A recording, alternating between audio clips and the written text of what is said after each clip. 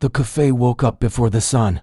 Chairs scraped softly as they were set down. Cups clinked. The smell of burnt toast mixed with fresh coffee. She arrived every morning before the street filled with noise, tying her apron the same way she always did, tight at the waist, neat at the knot. To most people, she was part of the room, like the counter or the clock on the wall. Always there, rarely noticed. She moved with care, not rushing, not slow. She wiped tables until they shined. She remembered orders without writing them down. She refilled cups before anyone had to ask. Customers liked her because she did not talk much. She smiled when spoken to, nodded when thanked, and kept moving. Many did not learn her name. Some did not even look at her face. The cafe piano sat near the window, old and quiet. More decoration than instrument. Its wood was scratched, and one key stuck if pressed too hard. On slow afternoons, when the rush faded and only a few people remained, she would touch the keys lightly while waiting for the next order. Not full songs, just small pieces. Soft sounds that floated through the room and then disappeared. Most customers barely noticed the music. A few smiled without knowing why. One or two frowned, as if the sound reminded them of something they had forgotten. No one asked who was playing. No one clapped, and she did not expect them to. She had learned long ago not to expect much. Years before the cafe, before the apron and the early mornings, music had filled her days. As a child, she would sit at a piano for hours, feet not reaching the floor. Hands too small but determined. She learned songs by ear. She played until her fingers ached and her back hurt. Music made sense to her in a way words never did. Adults noticed, at first.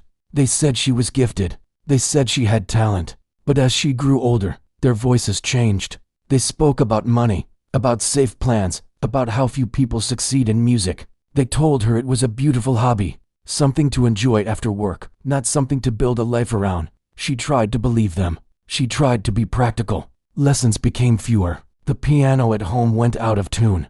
Practice hours turned into homework, then into chores, then into work shifts. Music moved from the center of her life to the edges. Still, it never left her. At night, after long shifts, she returned to a small room with thin walls. An old piano stood against one wall, missing shine, missing youth, but still alive. Some keys were chipped. Others were soft from years of use. She played quietly so neighbors would not complain. Sometimes she played for minutes, sometimes for hours. Time slipped away when her hands touched the keys. No audience, no praise. Just her and the sound. At the cafe, people spoke around her as if she were invisible. They talked about work stress, family problems, weekend plans. Some complained about prices. Some laughed loudly. She listened without meaning to. Music trained her ears to hear everything. Once, a group of regulars joked about dreams. One said dreams were for the young. Another said dreams were for the rich. They laughed and sipped their coffee. She poured more without comment. Inside, something tightened, then loosened again. She knew how the world worked. She had learned early. Talent did not always matter. Hard work did not always lead somewhere better. Sometimes people simply stayed where they were placed. The cafe manager liked her because she never caused trouble. She covered shifts. She never asked for favors. When hours were cut, she accepted it. When extra hours appeared, she took them. She did not complain. That made her valuable in a quiet way. Once, during a slow hour, the manager heard her play the piano. He paused, surprised. He said she played well. Then he laughed lightly and told her she should have been a musician. It was meant as a joke. She smiled, wiped the counter, and went back to work. That night, she played longer than usual. Her hands remembered things her mind tried to forget. Patterns, emotions, stories without words. Music became a place where she could speak honestly. She played sadness without crying. She played hope without promising anything. She never told people about auditions she once attended, about the judges who barely looked up, about the polite smiles that said no. She did not tell them about the letters that came weeks later, full of kind words and closed doors. She kept those memories folded away, like old sheet music, yellowed but still readable. At the cafe, a small sign announced an upcoming city event, a piano competition at a large hall downtown. Critics would attend, professionals, the best players from far away. Customers talked about it with excitement. She noticed the sign every day while cleaning the board beneath it. She never stopped to read it closely. She did not need to. Music like that belonged to other people now. People with time, people with money, people who believed they deserved to be heard. Still, When the cafe grew quiet and the afternoon light stretched across the floor, her fingers found the piano keys again. She played softer than ever, as if afraid the sound might reach the sign on the wall and wake something she could not control. A woman near the window closed her eyes for a moment while listening. A man tapping on his phone stopped. The moment passed. Orders resumed. Plates clattered. Life continued. She returned to the counter, heart steady, face calm. On her break, she sat alone, eating a simple meal. She watched people pass outside, carrying instruments and cases, wearing clothes she could not afford, walking with purpose. Once, she had walked like that. Now, she stood behind glass, yet something remained. A quiet fire, not loud enough to change her life, not strong enough to scare her, but warm enough to keep her going. Each night, each shift, each song played in secret fed it just a little. She did not know what would come next. She did not plan for change. She only knew that when her hands touched the piano, she felt real. And for now, that was enough. The days began to feel heavier, though nothing on the surface had changed. The cafe doors still opened at the same hour. The same faces came in for coffee. The same orders were called out. Yet something inside her had shifted, small but steady, like a clock that had started ticking louder. She noticed it most in the quiet moments. When the cafe slowed and her hands rested on the counter, her thoughts drifted to places she tried not to visit anymore. Old halls filled with echoes, judges sitting behind long tables, the sound of her own breathing as she waited for a signal to begin.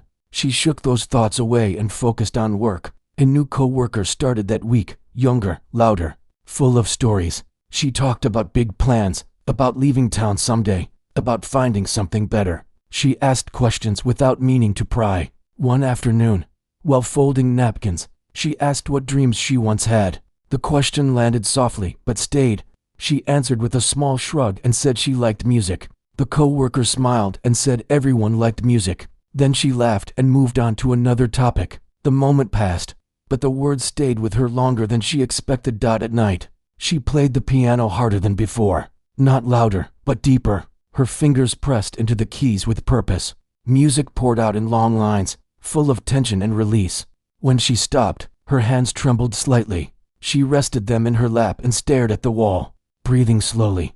She wondered when she had started hiding this part of herself, even from casual questions. One evening, while cleaning the cafe near closing time, she noticed someone standing near the piano. An older man, neatly dressed, holding a cup he had not finished. He waited until she looked up. He said he used to play, long ago. Said her music reminded him of home.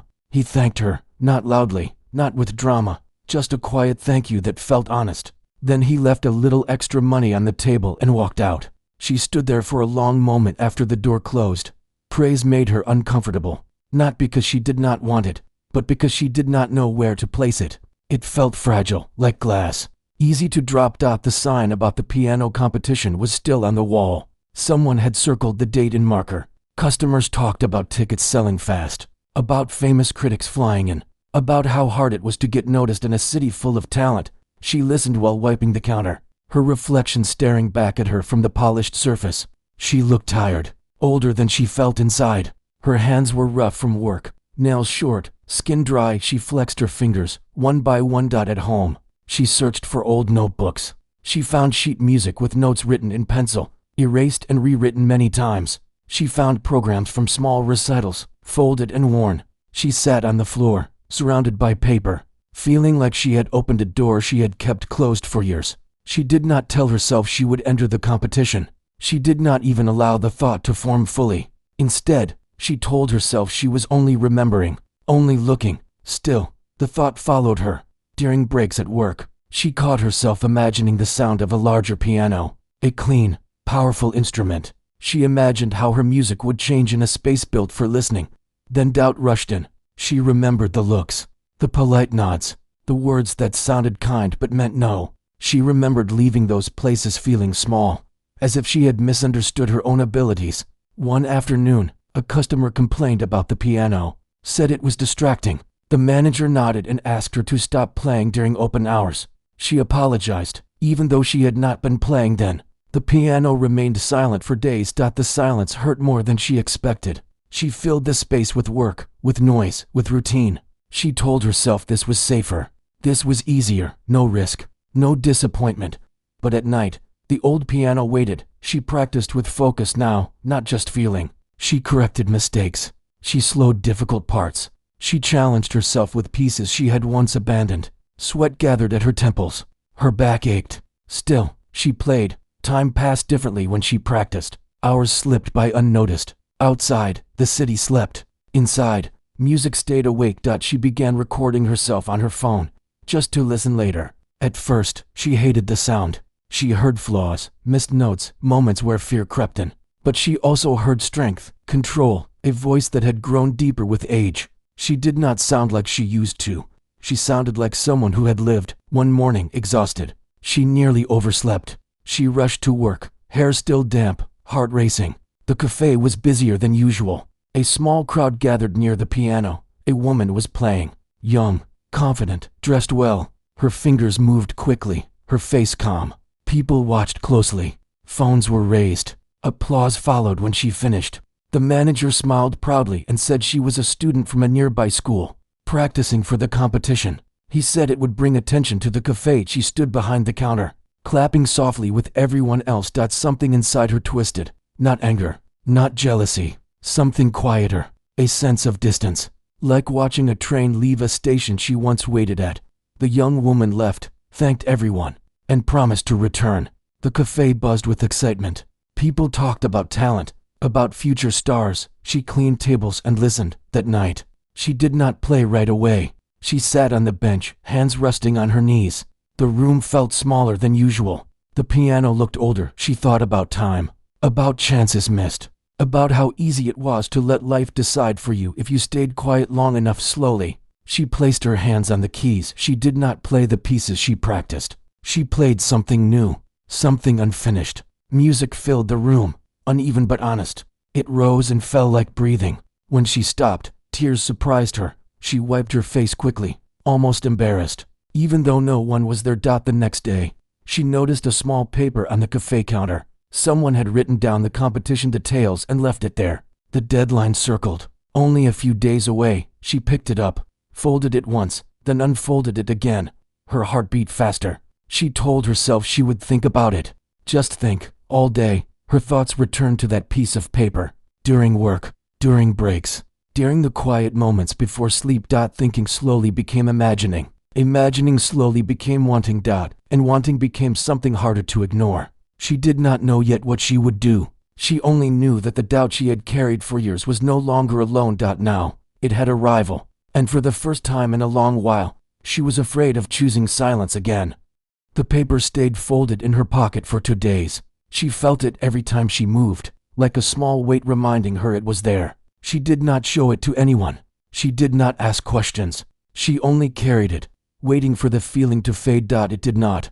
On the 3rd day, she took a different bus after work. Not the one that went home, but the one that crossed downtown. She told herself she only wanted to see the building, just to look, nothing more. The hall stood taller than she imagined. Wide steps, glass doors, posters everywhere. Faces of performers stared back at her, confident and polished. Her reflection appeared faintly in the glass, apron still tied at her waist, shoes worn thin at the soles. She stopped a few steps away. For a moment, she almost turned around. People passed by her, some carrying instrument cases, others holding papers and folders. They walked fast, as if they belonged there. She felt like she had wandered into the wrong place by mistake. She took a breath and climbed the steps. Inside, the air felt different, quieter, even with people moving around.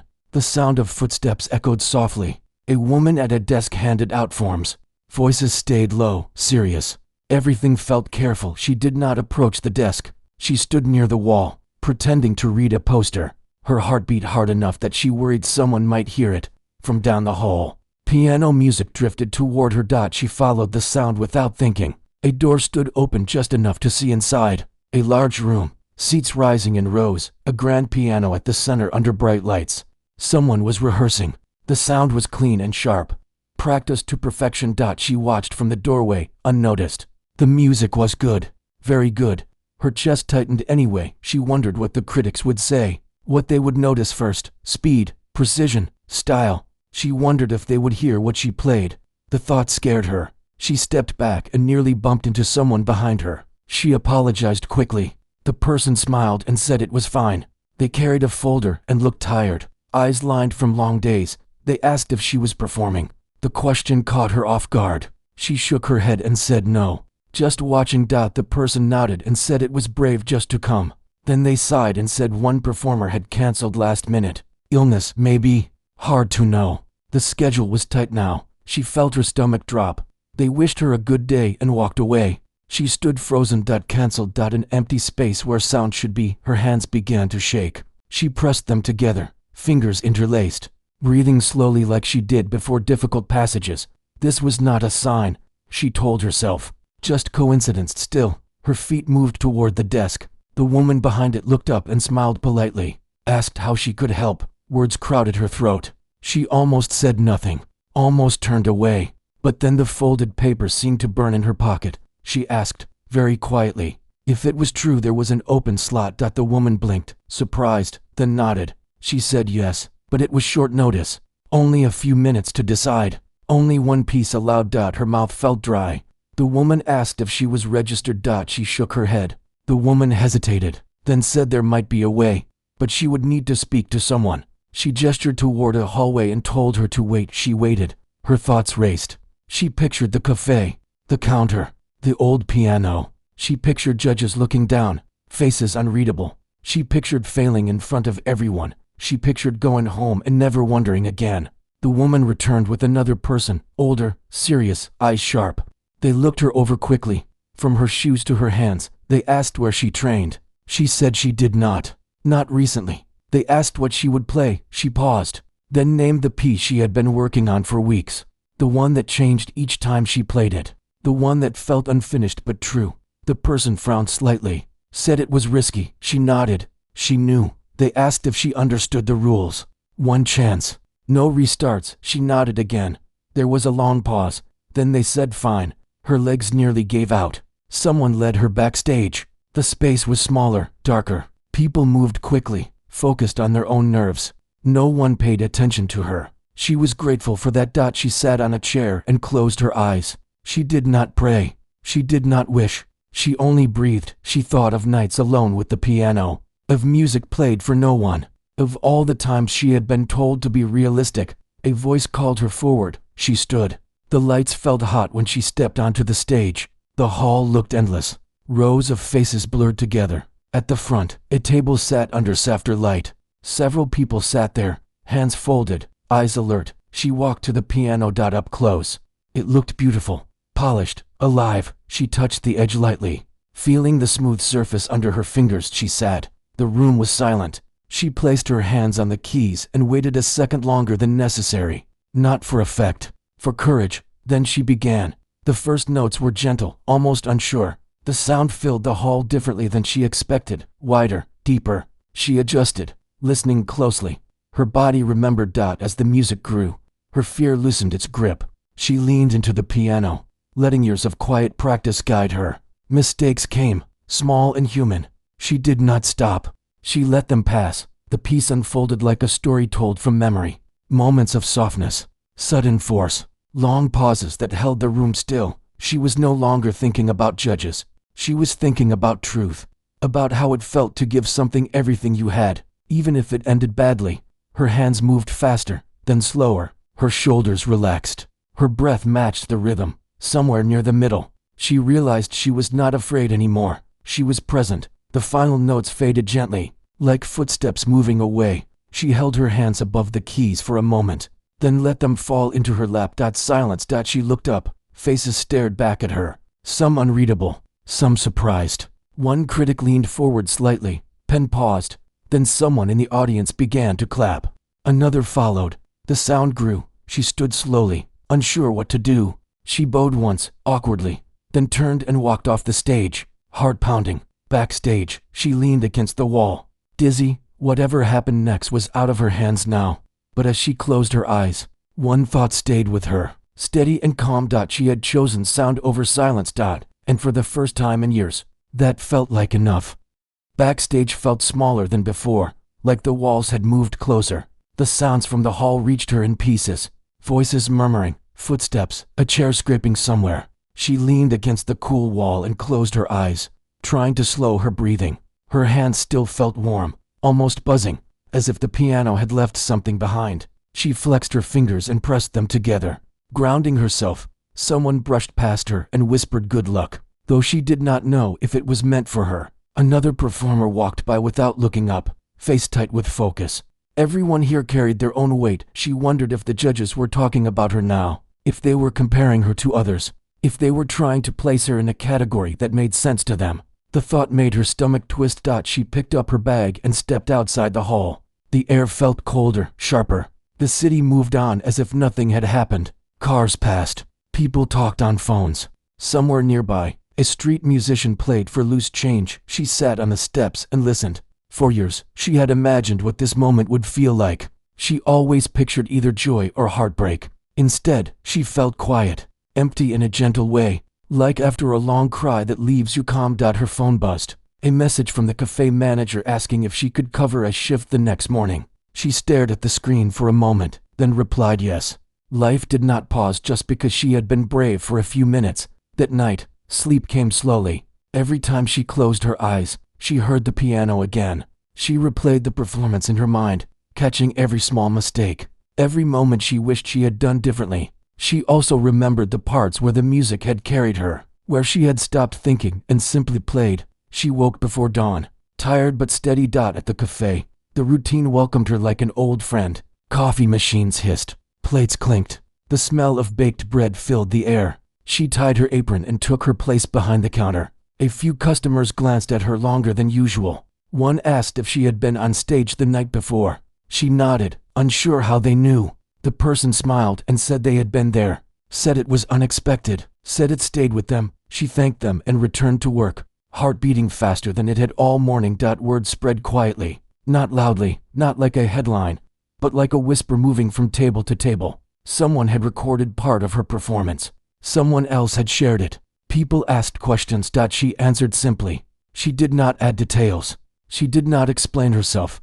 During a slow hour, the cafe manager called her into the back. He looked uncomfortable, rubbing his hands together. He said he had seen the video, said he did not know she played like that. He laughed softly and said maybe they had been wasting her talent all this time. She did not know how to respond. He said she could play during open hours again if she wanted, said it might bring people in. She nodded, unsure if that was an offer or a request. That afternoon, she sat at the cafe piano with customers watching openly. Phones were raised. The old keys felt different under her fingers, heavier somehow. She played gently, careful not to perform, just to share. Applause followed, polite but warm. She returned to the counter, cheeks flushed. Later that day, she received an email. The subject line mentioned the competition. Her hands shook as she opened it. The message was formal. Thanked her for her performance. Said the judges appreciated her originality. Said they would like to speak with her further. She read it 3 times.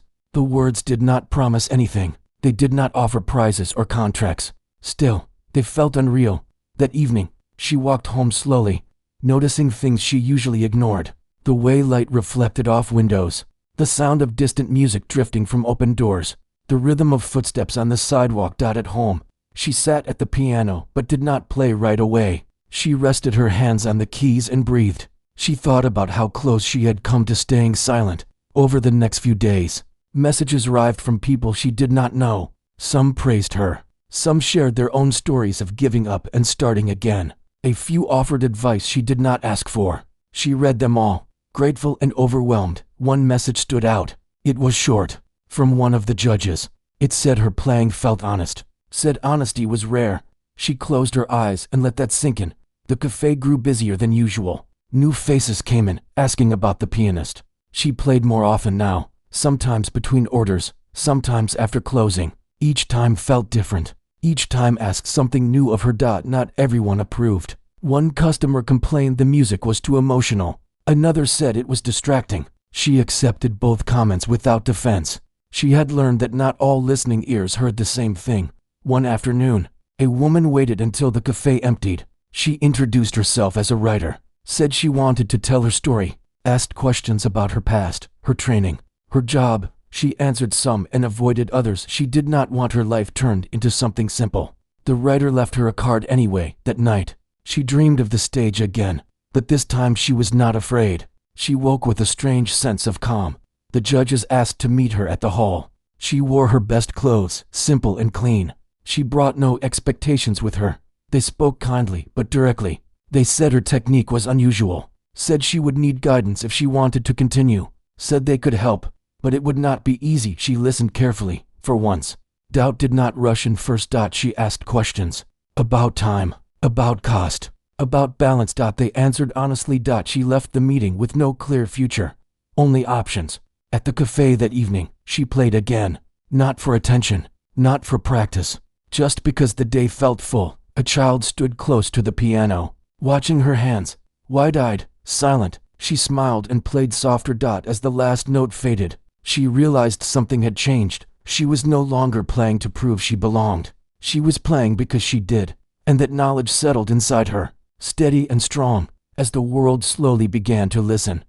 The days that followed felt slower, as if time had decided to give her space. Not everything changed at once. She still woke early. She still tied her apron and walked to the cafe. She still counted tips and checked the clock near closing. Yet beneath all of it, something steady had taken root. She was no longer waiting for permission. People continued to come and asking about the performance. Some recognized her. Some only knew her from a short clip online. A few expected her to be different now, louder or more confident in obvious ways. She disappointed them. She stayed the same on the surface, polite, quiet, focused. Inside, though, her thoughts moved differently. She began to set small boundaries at work. Nothing dramatic. She asked for one evening off each week. She asked not to close on certain nights. The manager hesitated, then agreed. He said it made sense. He said she had earned it.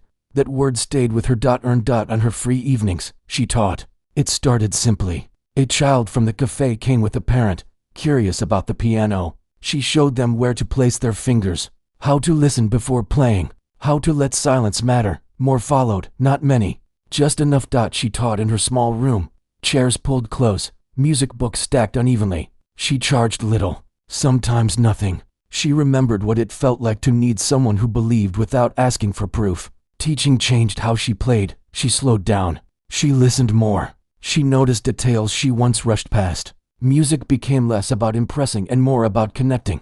The hall invited her back once, not to compete, to perform as part of a small evening program.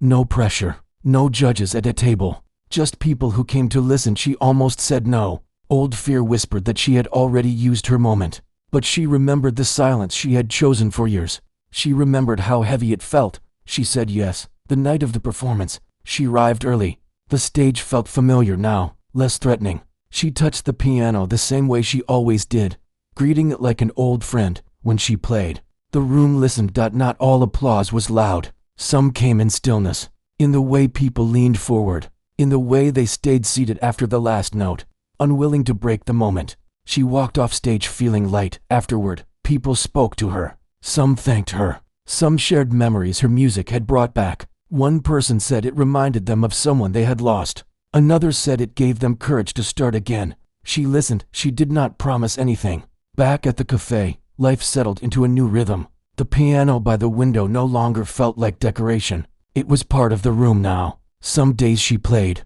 Some days she did not. Both felt right. She noticed she no longer played to be seen. She played because she wanted to. One evening, after closing, she stayed behind alone. The lights were low. The street outside was quiet. She sat at the cafe piano and played the same soft notes she used to, years ago, when no one noticed. This time, it felt different, not sad, not hopeful. Complete. She thought about all the years she believed the world had decided for her, how she had mistaken doubt for truth, how easily she had stepped aside. She did not blame herself. She understood now that survival sometimes looks like silence, that waiting does not always mean giving up. The critics wrote about her eventually. Some praised her honesty. Some questioned her technique. Some tried to place her into neat categories. She did not read everything. She did not need to. Opportunities came slowly. Small concerts, teaching offers, conversations that began with curiosity instead of judgment. She chose carefully. She kept her cafe job for a while longer, not because she had to, but because she wanted to leave it with gratitude instead of escape. When she finally reduced her hours, she did so gently, thanking the place that had held her during quiet years. On her last regular shift, A few co-workers hugged her. The manager shook her hand, eyes a little wet. Someone joked that they would miss the free music. She smiled. Walking home that night, she passed the same streets she always had. Nothing looked different, yet everything felt new. At home, she sat at her old piano. The keys were worn. The sound was imperfect. She played anyway. She played for the girl she once was. The one who stayed late, practicing without knowing why. The one who believed, then doubted, then learned to believe again. She played until the room felt full. In the weeks that followed, she balanced her life carefully, teaching, performing, resting. She learned to say no without guilt. She learned that growth did not have to be loud to be real. Sometimes, doubt returned. When it did, she let it sit beside her instead of pushing it away. She knew it well by now. It no longer scared her. One afternoon, a student asked her how she knew she was good enough. She thought for a long moment. Then she said she did not. She said she only knew she was honest when she played, and that honesty was something no one else could give or take away. The student nodded, satisfied. That night, she walked past the hall where everything had shifted. She did not go inside. She did not need to. She stood for a moment, listening to the sounds of the city. Music was everywhere. In footsteps, in voices, in quiet moments between passing cars. She turned and walked on. Hands relaxed at her sides. She was no longer the waitress people overlooked. Not because others now saw her, but because she finally saw herself, and that made all the difference.